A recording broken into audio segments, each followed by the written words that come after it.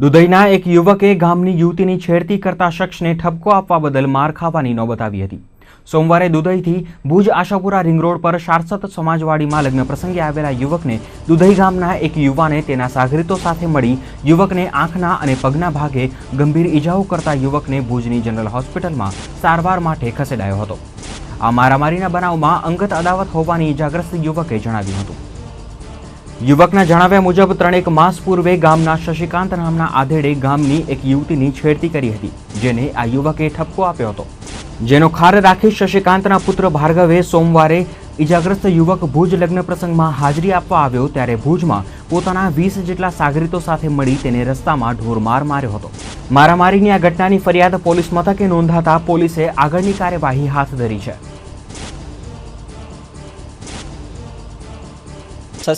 ભાર્ગવ શશિકાંતભાઈ સાતુંદા કરીને છોકરો છે જે વિદ્યા અભ્યાસ કરે છે અને એ ભાઈએ ઓચિંતાનું 20 માણસો સાથે આવી અને પ્રહાર કર્યો।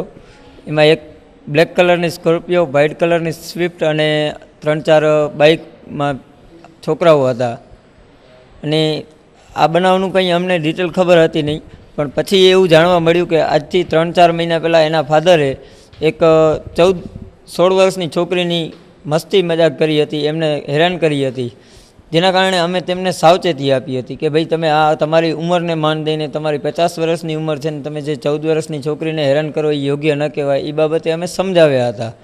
અન્યથા જે છોકરી હતી એ છોકરીએ તેમને બજાર વચ્ચે 2-4 ચપ્પલ મારી હતી ગાલ ઉપર।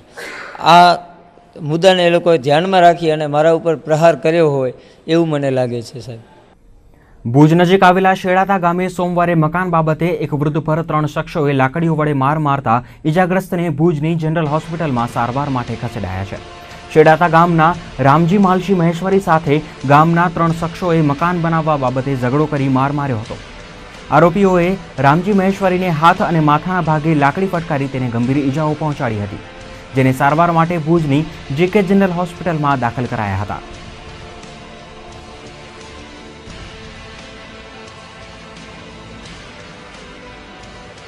મુન્દ્રાના ગુંદાલા મોખા ચોકડી પર આવેલ એક પેટ્રોલ પંપ પરથી પેટ્રોલ ભરાવીને નાણાં નહીં ચૂકવવાની ફરિયાદ નોંધાવાઈ છે। ગુંદાલા મોખા ચોકડી પર આવેલા HP પેટ્રોલ પંપ પર સેન્ટ્રો કારમાં આવેલ 4 શખ્સોએ 2200 રૂપિયાનું પેટ્રોલ ભરાવ્યું હતું। પેટ્રોલ ભરાવ્યા બાદ નાણાં આપવાને બદલે કાર ચાલકે કારને પૂરપાટ વેગે ચલાવી નાસી છૂટ્યા હતા। પોલીસે ફરિયાદીની ફરિયાદ પરથી સેન્ટ્રો કારને ઝડપી પાડવા ચક્રો ગતિમાન કર્યા છે।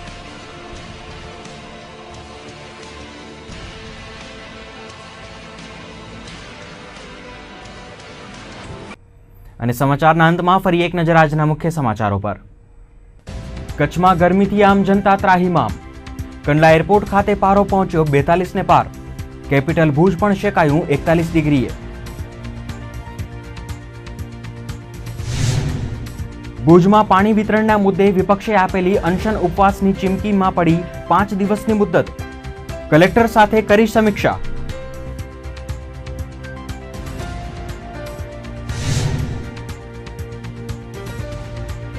અંજારમાં 14 વર્ષના તરુણનું અપહરણ તો મારીંગાણાની યુવતીને 15 શખ્સો તૂફાન ગાડીમાં ઉપાડી ગયા।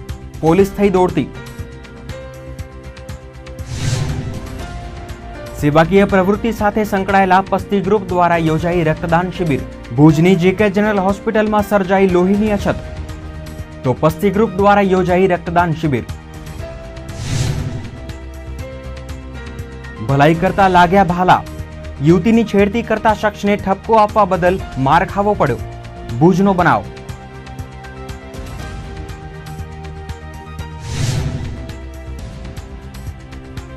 કચ્છ ઉદય સાંધ્ય દૈનિકનો 21મા વર્ષમાં મંગલ પ્રવેશ। અનેક પડકારો વચ્ચે પણ કચ્છ ઉદય રહ્યું અડીખમ। વાચકોના વિશ્વાસને બનાવ્યો જીવન મંત્ર।